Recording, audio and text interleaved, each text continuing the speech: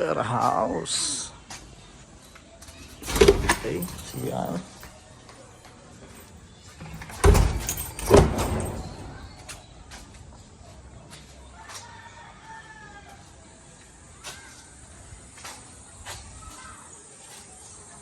Maluwang pa to, maluwang.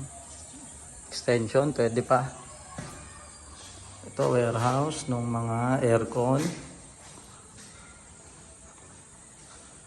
Konting linis na lang. Opisina, dispatching ng mga materyales.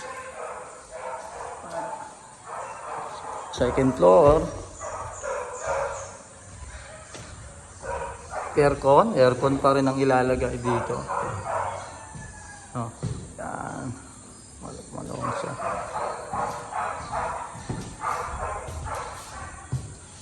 So, yan yan, no? Warehouse ng aircon.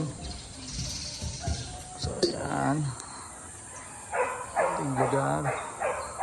So, sa labas, pwede mag-park ng sasakyan. Pwede rin sa loob.